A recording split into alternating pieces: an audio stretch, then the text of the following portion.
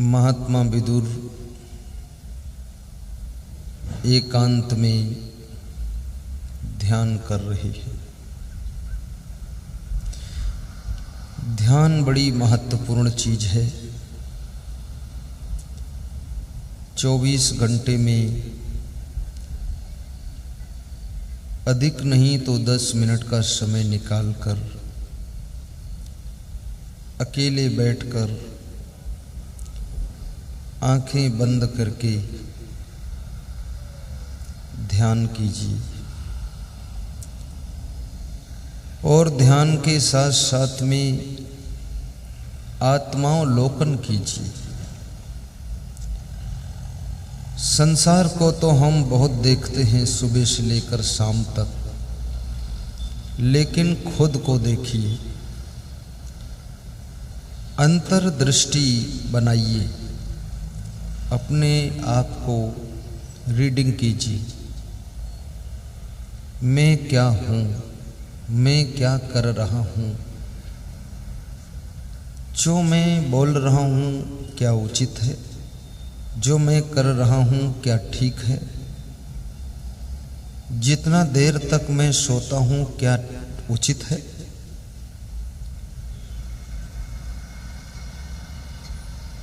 मैं जो भोजन खाता हूँ क्या ये मेरे लिए ठीक है, क्या इसमें कुछ सुधार होना चाहिए, जो मैं अपने माता पिता भाई बहन सास ससुर ननद देवर देवरानी के साथ व्यवहार करता हूँ क्या ये उचित व्यवहार कर रहा हूँ, कुछ गलती तो नहीं कर रहा हूँ।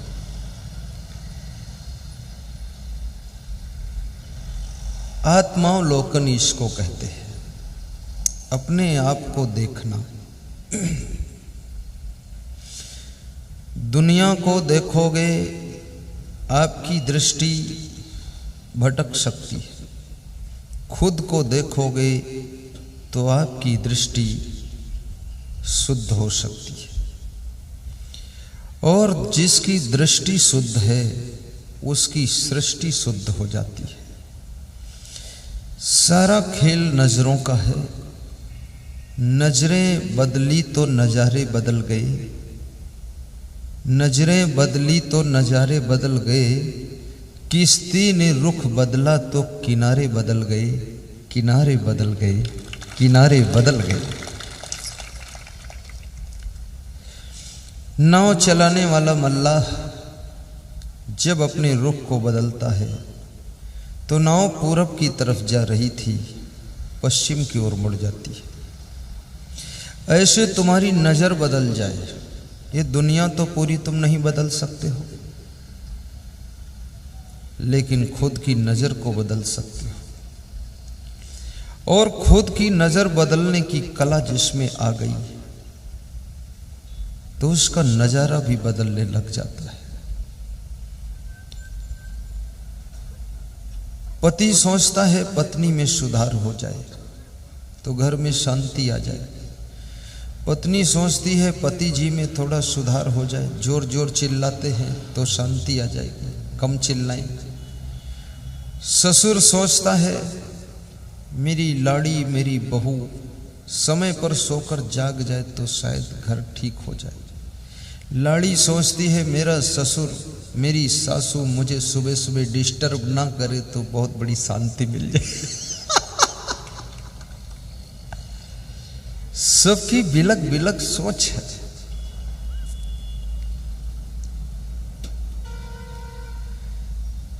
स्वयं को बदलना तपस्या है, दूसरों को बदलने के लिए प्रयास करना परोपकार है। और तुम्हारे परिवर्तन और प्रयास से दूसरों का परिवर्तन प्रारंभ होना ये पूरे देश का विश्व का सौभाग्य है। तो महात्मा विदुर एकांत में ध्यान कर रहे हैं। कभी कभी एकांत में भी बैठा करो।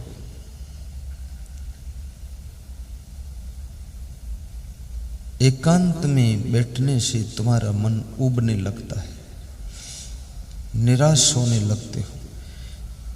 किसी चिड़िया को तुम देखो अकेले बैठी हो चिड़िया तो सुस्त बैठती है, चुपचाप बैठती है। लेकिन वो चिड़िया जब अपने झुंड में पहुंचती है, जहां हजारों चिड़िया हैं, तो फुदकती है, उछलती है, मस्त रहती है। अकेले में वो अपने अंदर का चिंतन शुरू हो जाता है। थोड़ा समय अपने लिए भी निकालिए। खुद से मिलना कब होगा? दुनिया से बहुत मिल चुके हो पर चैन नहीं मिली। जिस दिन खुद से मिलन हो जाएगा उस दिन कोई बेचैन तुम्हें नहीं कर पाएगा। गले में चैन हो ना हो पर दिल में चैन बनी रहेगी। खुद से मिलना हो गया।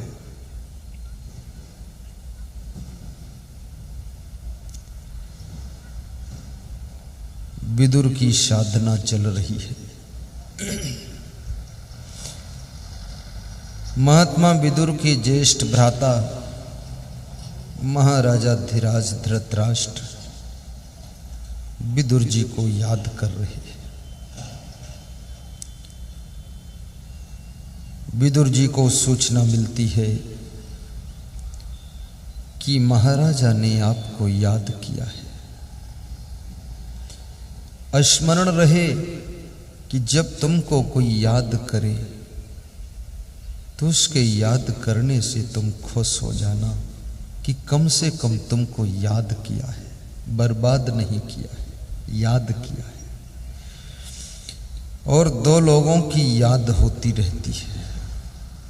जिससे तुम प्रेम रखते हो उसकी याद आती है, और जिसके प्रति तुम्हारे मन में बहुत नफरत रहती है उसकी याद कभी भूलती ही नहीं, वो हमेशा याद रहता है।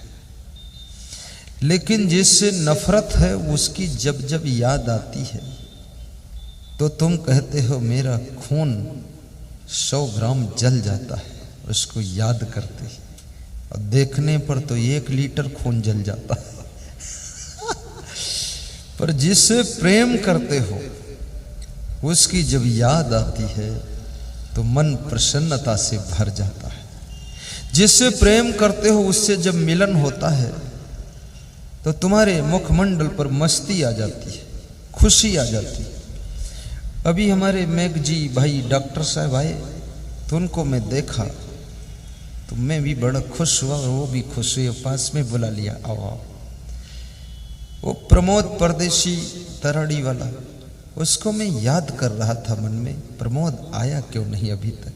और तब तक वो नजर पड़ गया 1 मिनट बाद। हमने कहा आओ तुमको याद कर रहे थे। कितना बड़ा गुरु हो, कितना बड़ा भगवान हो, यदि तुम उसको याद करते हो तो वो तुमको याद करता है। तुम उसका ध्यान करते हो तो तुम्हारा वो ध्यान रखता है कि हमारा भक्त दुखी ना हो।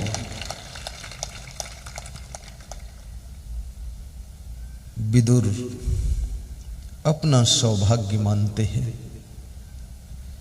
कभी आपके पिताजी याद करें तुरंत जाकर मिल लेना। तुम्हारी माँ याद करे उसके पास जाकर बैठ लेना। तुम्हारी वाइफ याद करे सर्विस से छुट्टी लेकर आकर 2 दिन उसके साथ गुजार लेना। तुम्हारा पति याद करे तो मायके से जल्दी विदा होकर फिर ससुराल पहुंच जाना, जिद हट ना करना। और कभी तुम्हारा गुरु याद करे तो समय निकाल कर उनके चरणों में जाकर साधना कर लेना। और कभी भक्त याद करे तो गुरु भी वहां जाकर उसको दर्शन दे दे, बस इतना कर लेना। महात्मा विदुर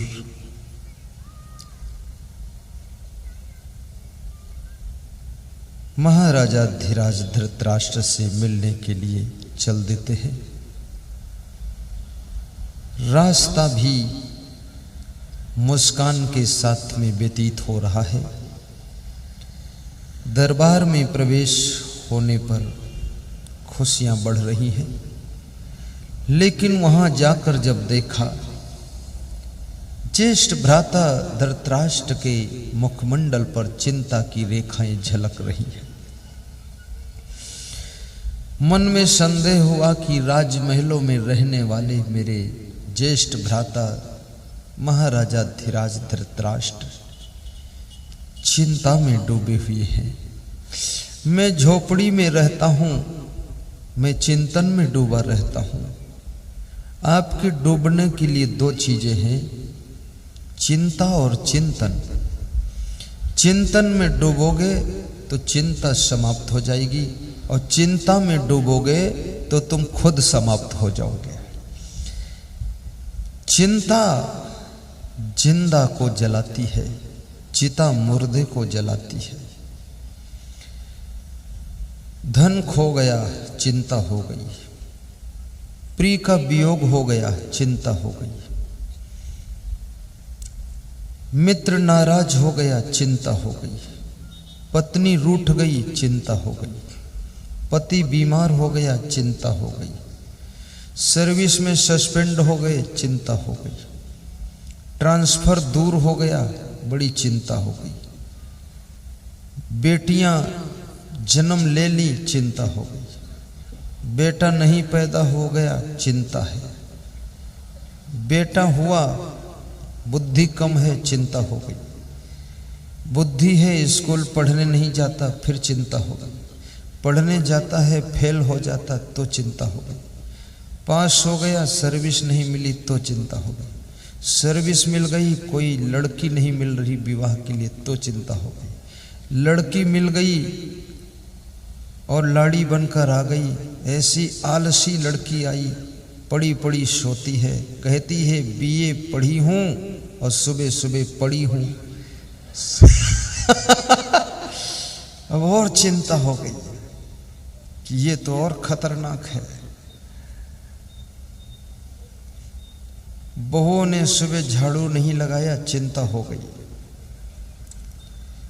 घर में भोजन देर में बना, चिंता हो गई। चाय की मांग किया, कोई बनाया नहीं, चिंता हो गई। घर पे मेहमान आ गए, उनकी संख्या देखा 15 मेहमान हैं, चिंता हो गई कि इतना भोजन बनाना पड़ेगा, फिर बर्तन भी धोना पड़ेगा, चिंता हो गई। सत्संग सुनने गए थे बड़ी खुशी से, चैन गिर गई, चिंता हो गई। गले की चैन गिर गई।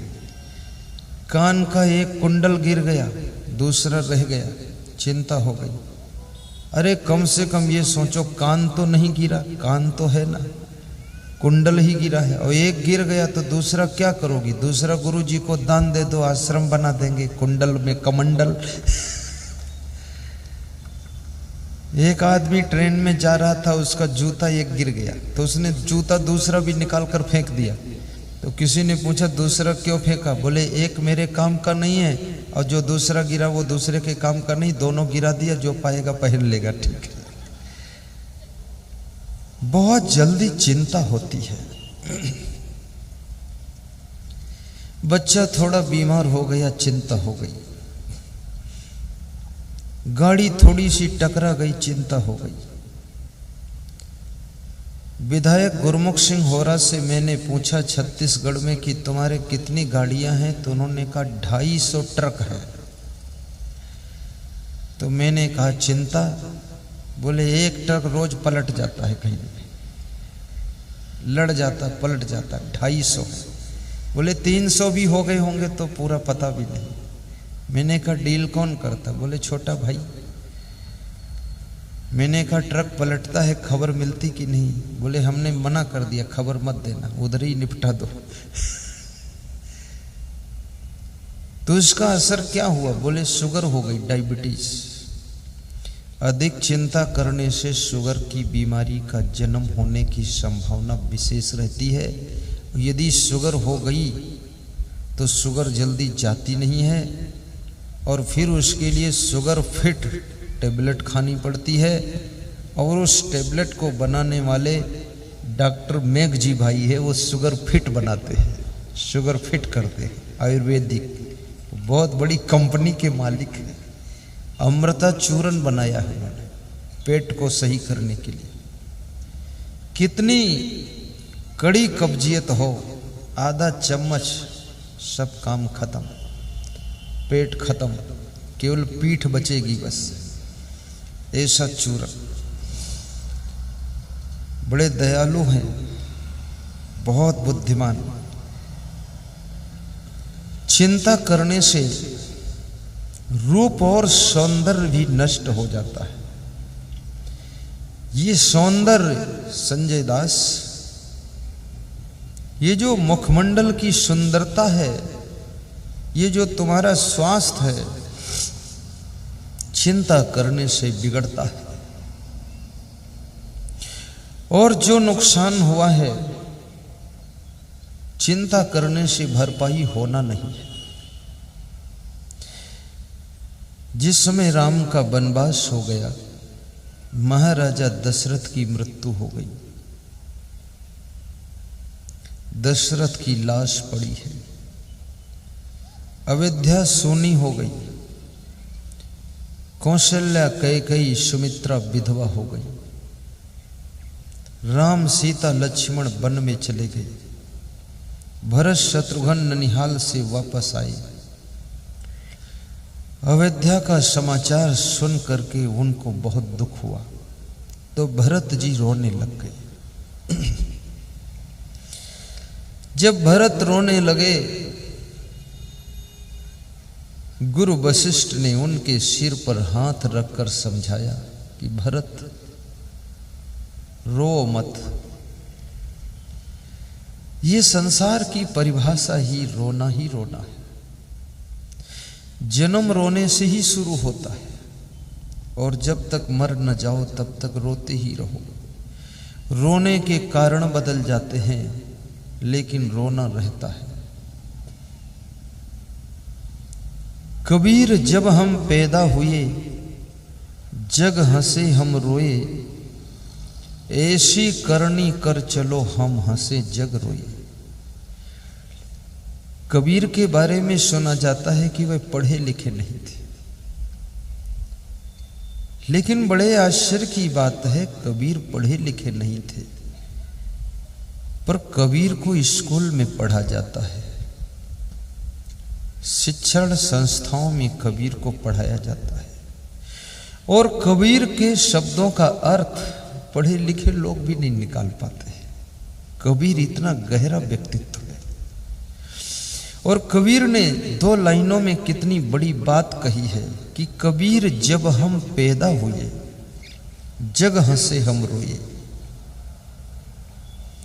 ऐसी करनी कर चलो हम हंसे जग रोए। कबीर कहते जब हमारा जन्म हुआ तो हम रोते थे। किसी बच्चे का जन्म हो, बच्चा रोता है। चिड़िया के बच्चे का जन्म हो, वो रोता नहीं है। पशु के बच्चे का जन्म हो, रोता नहीं। केवल मनुष्य का बच्चा जन्म लेते ही रोता है, और खूब रोता है। ऐसे रो रो कर बोलता है, कया कया कया, मैं कहाँ आ गया हूँ, कहाँ हूँ, कहाँ हूँ। पूछता है तो उसकी माँ समझाती है, तू मेरे घर में है, मेरे घर में है। वो समझता नहीं है। माँ के गर्भ में 9 महीने रहा, उसके अंदर बिल्कुल नहीं रोया। लोग कहते गर्भ के अंदर बड़ा दुख है। शास्त्रों में भी लिखा गर्भ में दुख है, क्योंकि उल्टा लटकना पड़ता है 9 महीने, सिर नीचे और पैर ऊपर। 9 महीने शीर्षासन तुमने किया है, और अभी अगर कहूं कि 9 मिनट शीर्षासन करो, तुम धड़ाम से गिर जाओगे। सिर नीचे करके पैर ऊपर करो। कितने लोग कर सकते हैं ऐसा? हाथ उठा के बताओ। ये बच्चा करेगा, वो तो अभी 9 महीने से निकला ही बाहर है। ये शीर्षासन से मुखमंडल पर तेज आता है, माइंड में ऑक्सीजन पहुंचती है, ब्लड का सर्कुलेशन ब्रेन में तेज होता है। शीर्षासन करने से बहुत फायदे हैं। अगर निराधार शीर्षासन ना कर सको तो दीवार के पास में कर दिया करो, दीवार में पैर टेक दिया करो। लेकिन ये प्रैक्टिस होना चाहिए, नहीं गर्दन टूट सकती है, शीर्षासन। तो मां के गर्भ में 9 महीने तक उल्टा झूलना पड़ता है। तो शास्त्र कहते हैं बहुत बड़ा दुख गर्भ में होता है। परंतु मैं विचार करता हूं, गर्भ के अंदर, मां के पेट के अंदर जो सुविधा है वो विश्व के अंदर बाहर कहीं है नहीं। मां के गर्भ के अंदर मां का खाना शिशु का खाना है, मां का पीना शिशु का पीना है, मां की सांस शिशु की सांस है, और मां का रजाई ओढ़ना उसका रजाई ओढ़ना है। मां को मच्छर काटे तो अंदर जो बच्चा है उसको भी असर आ जाएगा। तो सारी क्रिया मां की, वो बच्चे को वहां सब प्राप्त हो रहा है। अलग से उसे खाना नहीं पड़ता, अलग से कुछ करना नहीं पड़ता, अलग से लेटरिन पेशाब का लफड़ा भी कुछ नहीं। तो तुम जब पैदा होते हो यहां तो पैदा होते ही लफड़ा शुरू। अलग से सांस लेना पड़े, अलग से खाना पड़े, अलग से पीना पड़े, अलग से कपड़ा पहनना पड़े। मैं छोटे छोटे बच्चों को देखता हूं, इतना कपड़ा पहना करके उसको रखते हैं लोग, उसको भी अलग से पहनना पड़ता है। अलग से लघु संख्या जाता, अलग से लेटरिन जाता है, अलग से देखता है। मां के गर्भ के अंदर अलग से देखने की जरूरत नहीं। शांत 9 महीने का इतना लंबा विश्राम इस आत्मा को मिल जाता है, और उसके बाद जब बाहर आता है तब उसको डिस्टर्ब होता है इस दुनिया में, इसलिए वो रोना शुरू करता है, चिल्लाता है, और धीरे धीरे उसको दुनिया में सेटिंग करने की कला आ जाती है तो चिल्लाना बंद कर देता है, उसी में एडजस्ट हो जाता है। एक सज्जन ज्योतिषी से पूछ रहे थे कि मेरी जिंदगी तो दुख में निकल गई, कुछ हाथ देख कर बताओ ज्योतिषी जी, जिंदगी में कुछ सुख भी है कि नहीं है। पति पत्नी दोनों ने हाथ दिखाया। ज्योतिषी बड़ा होशियार था। ज्योतिषी ने हाथ देखा, फिर उनका माथा देखा, और फिर थोड़ा मुंह बिदोरा, मुंह ऐंठ करके बोला कि जिंदगी में दुख तो आगे भी है। बोले कितने दिन दुख है और आगे? 20-30 साल भोग लिया हूं, अभी और है दुख आगे? बोले अभी है। कितने साल? बोले 10 साल और दुख है। बोले 10 साल बाद तो सुख आ जाएगा? बोले सुख तो नहीं आएगा, रहेगा तो दुख ही। तो बोले फिर? बोले फिर उस दुख में तू एडजस्ट हो जाएगा तो चिल्लाएगा नहीं, उसी में पड़ा रहेगा। इस तरह से बहुत लोग एडजस्ट हो चुके हैं, और जो नहीं एडजस्ट हो पाए वो भी चिल्लपो मचा रखे। और ये संसार एडजस्ट होना आ जाए, सेटल होना आ जाए, अपने आप को सेट करना आ जाए, तो ही तुम सुखी जीवन जी सकते हो। पत्नी के साथ एडजस्ट होना, पति के साथ सेट होना, माता पिता के साथ में मैच करना, भाई बहन के साथ में सेटल होना। जो एडजस्ट नहीं हो पाते हैं वो दुनिया से रिजेक्ट हो जाते हैं, और जिनको एडजस्ट होने की कला आती है वे सभी जगह सिलेक्ट हो जाते हैं, और सभी जगह अपने आप को सेट कर लेते हैं। वह सब जगह सुख ढूंढ लेते हैं। याद रखना, चाहे सिर पर रहो या तराड़ी रहो, या धुलिया रहो या औरंगाबाद में रहो, जलगांव में रहो, लेकिन घर में रहो या बाहर रहो, सर्विस में रहो या बिजनेस में रहो, अपने फैमिली के सदस्यों के साथ में, रोज सुबह तक से शाम तक मिलने वाले लोगों के साथ में स्वयं को एडजस्ट करने की कला सीखो, स्वयं को सेट करने की कला सीखो। और ये कला अगर आ गई तो घर का कलह कलेश खत्म हो जाएगा और प्रसन्नता की लहर दौड़ जाएगी। एडजस्ट कौन हो सकता है? जो अपनी जिद को विदा कर देता है, हट को अलविदा कर देता है, जो क्रोध की ज्वाला को बुझा देता है, जो सहन शक्ति को बढ़ा लेता है, जो गम खा लेता है, जो हार मान लेता है, तुमको जीत दे देता है कि तुम ही जीत गए, वो अपने को एडजस्ट कर पाता है। अहंकार किसी के साथ में एडजस्ट होने नहीं देता है, और अहंकार का स्वभाव है कि वो हट करेगा, जिद करेगा, क्रोध करेगा, अपने जैसा सबको बनाना चाहेगा, दूसरों जैसा खुद नहीं ढलना चाहेगा। और अहंकार को जो विदा कर देता है, उसका हट खत्म, जिद खत्म, क्रोध खत्म और जिंदगी की उलझन खत्म। सारे रास्ते आसान हो जाते हैं जब आपका अहंकार विदा होता है। और अहंकार आकर के जब स्थान जमा लेता है तो सारे रास्ते जाम हो जाते हैं। फिर आपकी जिंदगी में दुख के कांटे उगना शुरू हो जाते हैं। इसलिए मैं कहूँगा, धनवान बनो लेकिन धन का अभिमान न करो, महान बनो पर उसका अभिमान न करो, और बहुत अच्छे मकान में रहो पर अभिमान में न रहो, और कार में चलो पर अहंकार में न चलो, और साड़ी टाप की पहनो पर अभिमान बिल्कुल न करो। सरल स्वभाव बना लो, जिंदगी आनंद में डूब जाएगी। थोड़ा ताली जोर से बजाया करो, तुम लोग 3 दिन में हमको भी निपटा दोगे। ये महाराष्ट्र वीर शिवाजी का महाराष्ट्र है। इसमें कोई दिख नहीं रहा कि वीर बैठा है। मुझे तो लगता बड़े कमजोर लोग हैं। वीर शिवाजी की ताली में दम होना चाहिए। एक बार बजा के दिखा दो। ये वीर शिवाजी की ताली थोड़े है, ये तो मेरे कहने से बजी, ये मेरी ताली है। अब आगे तुम बजाना तब वो होगी।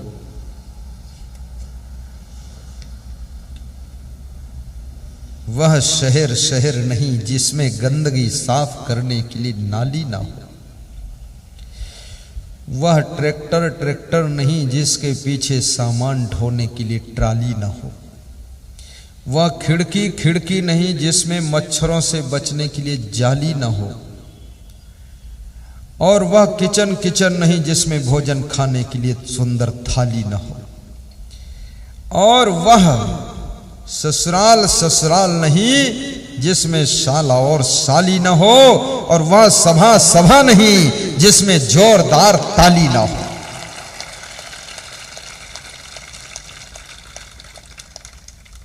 अब लोग बड़े खुश हुए हैं।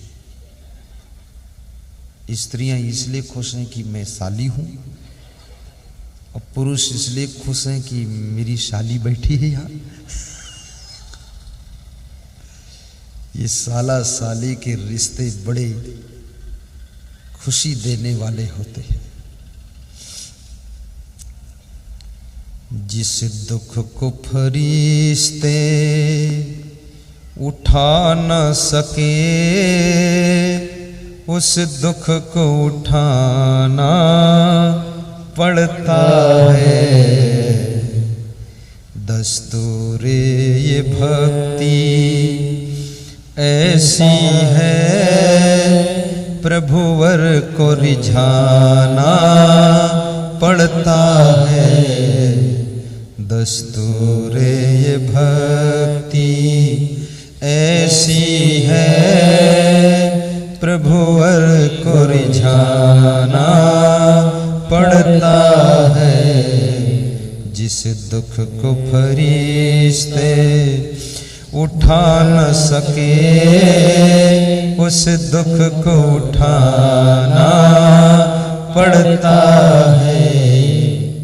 भोजन कम किया करो। 5 किलोमीटर तेज चाल में पैदल चला करो। 24 घंटे में जोर से 10 बार हंसा करो। शुद्ध जल पिया करो। गहरी नींद सोया करो। सोते समय सोचा मत करो।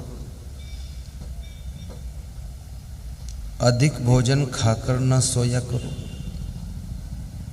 थोड़ा भूख छोड़ दिया करो। भोजन में तेल मिर्च मसाला कम प्रयोग किया करो। थोड़ा लहसुन का प्रयोग कर लिया करो। थोड़ा मेथी का प्रयोग, थोड़ा चिरौंजी का प्रयोग, और थोड़ा सा दूध पी लिया करो। शाम को सवेरे पपीता खा लिया करो, आधी मूली एक गाजर रोज खा लिया करो, जामफल नमक के साथ खा लिया करो, सुबह सुबह खाना।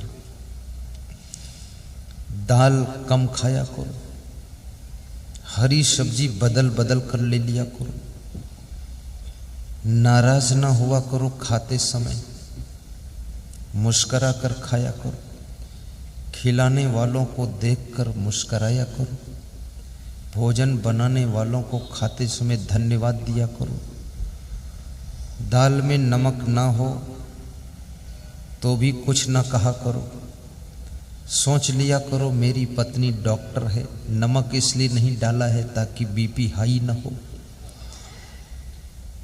सब्जी में नमक डबल हो तो पत्नी को धन्यवाद दिया करो कि डबल इसलिए डाला है ताकि बीपी लो ना हो।